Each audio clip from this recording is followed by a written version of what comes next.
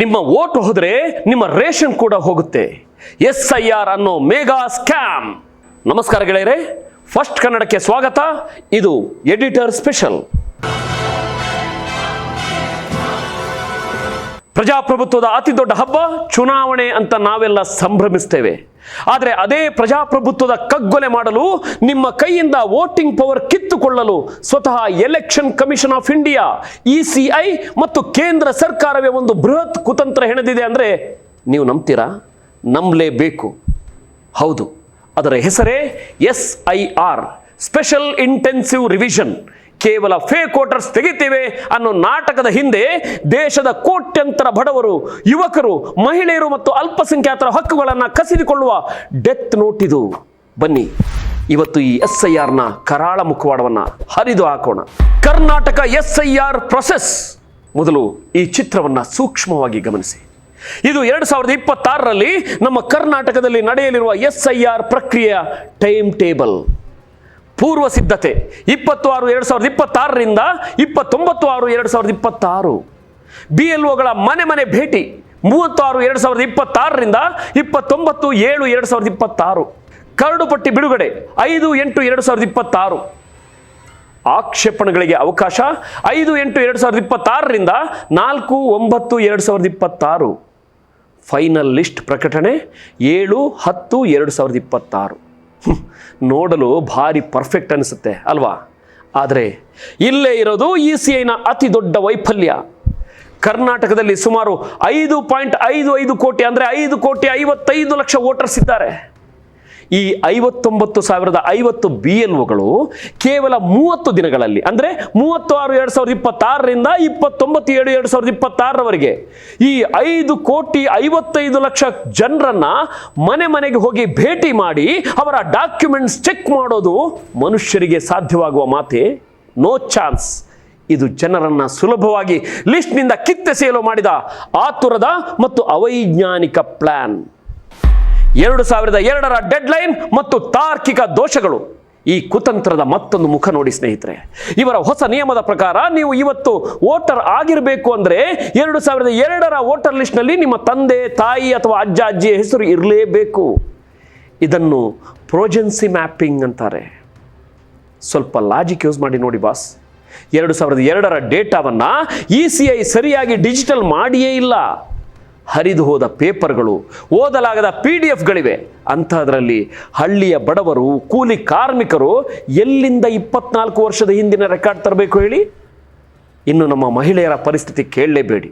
ಇವರು ಕೊಟ್ಟಿರುವ ಫಾರ್ಮ್ನಲ್ಲಿ ಸೊಸೆ ಅಂದರೆ ಡಾಟರ್ ಇನ್ ಲಾ ಅನ್ನೋ ಆಪ್ಷನ್ ಸೇರಿಸುವ ಕಾಮನ್ ಸೆನ್ಸ್ ಕೂಡ ಈ ಸರ್ಕಾರಕ್ಕಿಲ್ಲ. ಅಂದರೆ ಮದುವೆಯಾಗಿ ಗಂಡನ ಮನೆಗೆ ಬಂದ ಮಹಿಳೆ ತನ್ನ ವೋಟ್ ಉಳಿಸಿಕೊಳ್ಳಲು ಮತ್ತೆ ತವರು ಮನೆಗೆ ಹೋಗಿ ಅಲ್ಲಿನ 2002ರ ತನ್ನ ಅಪ್ಪ ಅಮ್ಮನ ದಾಖಲೆ ತಂದು ತಾನು ಭಾರತೀಯ ಪ್ರಜೆ ಅಂತ ಪ್ರೂವ್ ಮಾಡಬೇಕು. ಇದು ಪಿತೃಪ್ರಧಾನ ವ್ಯವಸ್ಥೆಯ ದಬ್ಬಾಳಿಕೆ ಅಲ್ಲದೆ ಮತ್ತೇನು? ಬೆಂಗಳೂರು, ಉಡುಪಿ, ಕೊಡಗಿನಲ್ಲಿ ಈ ಮ್ಯಾಪಿಂಗ್ ಸಾಫ್ಟ್ವೇರ್ ದೋಷದಿಂದಾಗಿ 100ಕ್ಕಿಂತ ಹೆಚ್ಚು ಮಕ್ಕಳನ್ನ ಒಬ್ಬನೇ ವ್ಯಕ್ತಿಗೆ ಮ್ಯಾಪ್ ಮಾಡಿದ ಹಾಸ್ಯಾಸ್ಪದ ಪ್ರಮಾದಗಳಾಗಿವೆ. ಇದು ಇವರ ಡಿಜಿಟಲ್ ಇಂಡಿಯಾ. 2015ರ ಟೆಕ್ನಾಲಜಿ ನಾಟಕ ಮತ್ತು ECIನ ಡಬಲ್ ಗೇಮ್. ಈಗ ಒಂದು ಟ್ವಿಸ್ಟ್ ಹೇಳ್ತೀನಿ ಕೇಳಿ. ಸತ್ತವರ ಮತ್ತು ಊರು ಬಿಟ್ಟವರ ಹೆಸರು ತೆಗೆಯಲು ಈ SIR ಮಾಡ್ತಿದ್ದೀವಿ ಅಂತ ಬೊಬ್ಬೆ ಹೊಡೆಯುವ ECIಗೆ ನಾವೊಂದು ಪ್ರಶ್ನೆ ಕೇಳಲೇಬೇಕು ಬಾಸ್. 2015ರಲ್ಲೇ ಅಂದಿನ ಕಮಿಷನರ್ ನಾಜಿಮ್ ಝೈದಿ ಅವರು ದೇಶದ ಎಲ್ಲ ಜನನ ಮರಣ ರಿಜಿಸ್ಟ್ರಾರ್ RGI ಸರ್ವರನ್ನ ನಮ್ಮ ಸರ್ವರಿಗೆ ಲಿಂಕ್ ಮಾಡ್ತೀವಿ, ಯಾರಾದರೂ ಸತ್ತರೆ ಆಟೋಮ್ಯಾಟಿಕ್ ಆಗಿ ವೋಟರ್ ಲಿಸ್ಟ್ನಿಂದ ಅವರ ಹೆಸರು ಡಿಲೀಟ್ ಆಗುತ್ತೆ ಅಂತ ಹೇಳಿದ್ರಲ್ಲ. ಆ ಕೋಟಿ ಖರ್ಚು ಮಾಡಿದ ಪ್ರಾಜೆಕ್ಟ್, ಆ ಟೆಕ್ನಾಲಜಿ ಎಲ್ಲಿ ಹೋಯ್ತು? ಅದು ಸಂಪೂರ್ಣ ಫ್ಲಾಪ್ ಆಯಿತು. ಯಾಕಂದರೆ ಇವರ ಸಾಫ್ಟ್ವೇರ್ಗಳು ಬದುಕಿದ್ದವರನ್ನೇ ಸತ್ತಿದ್ದಾರೆ ಅಂತ ಡಿಲೀಟ್ ಮಾಡೋಕ್ಕೆ ಶುರು ಮಾಡಿದ್ವು ನೋಡಿ.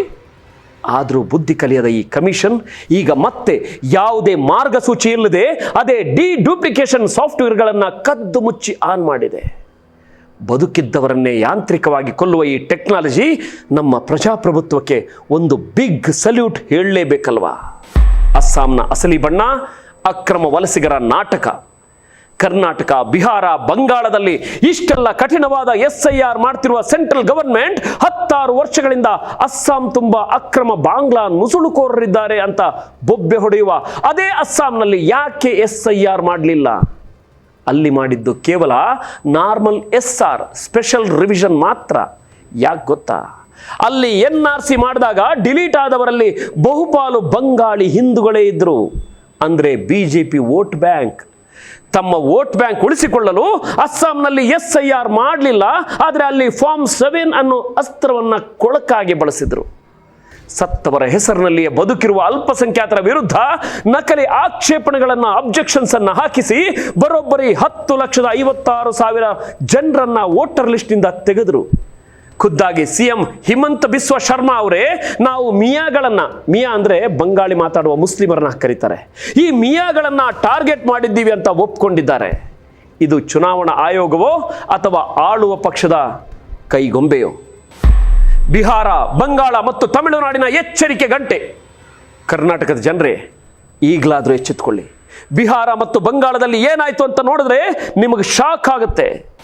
ಬಿಹಾರ ಅಲ್ಲಿ SIR ಹೆಸರಿನಲ್ಲಿ 65 ಲಕ್ಷ ನೈಜ ವೋಟರ್ಸ್ನ ಡಿಲೀಟ್ ಮಾಡಿದ್ರು. ಅಷ್ಟೇ ಅಲ್ಲ, ವೋಟರ್ ಲಿಸ್ಟ್ನಿಂದ ಹೆಸರು ಹೋದ ತಕ್ಷಣ ಅವರ ಬ್ಯಾಂಕ್ ಪಾಸ್ಬುಕ್ ಕ್ಯಾನ್ಸಲ್ ಮಾಡಿದ್ರು.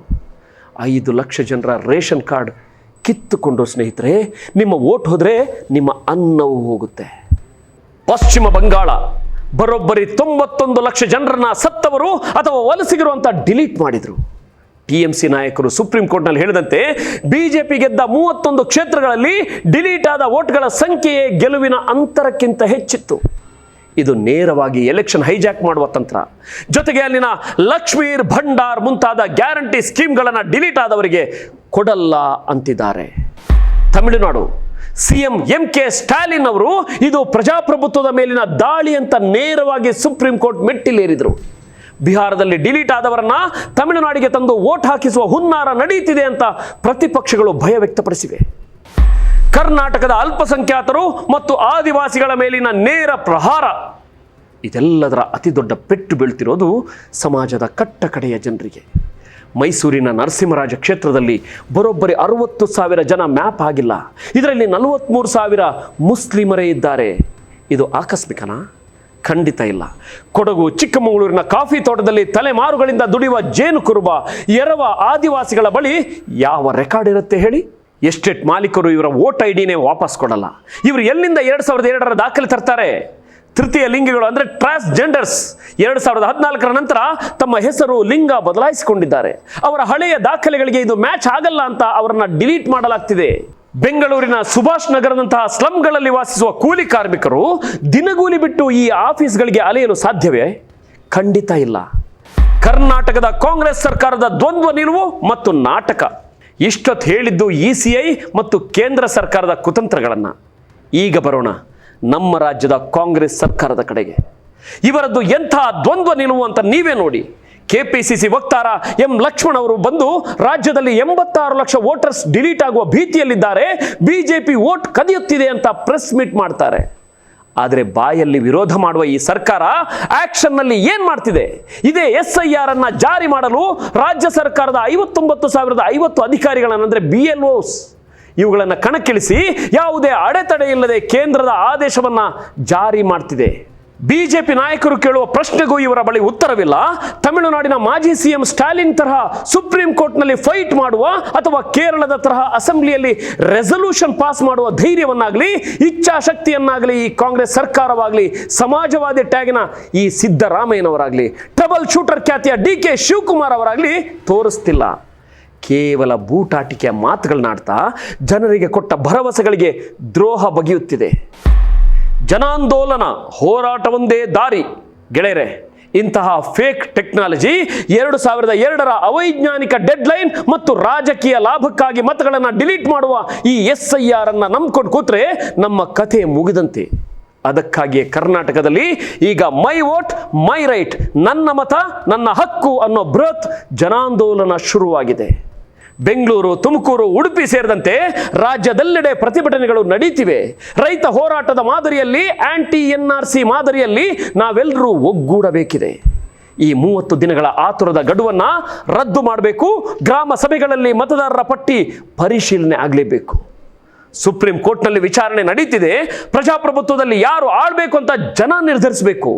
ಆದರೆ ಈ SIR ಮೂಲಕ ಯಾರು ವೋಟ್ ಮಾಡಬೇಕು ಅನ್ನೋದನ್ನೇ ಸರ್ಕಾರ ನಿರ್ಧರಿಸಲು ಹೊರಟಿದೆ.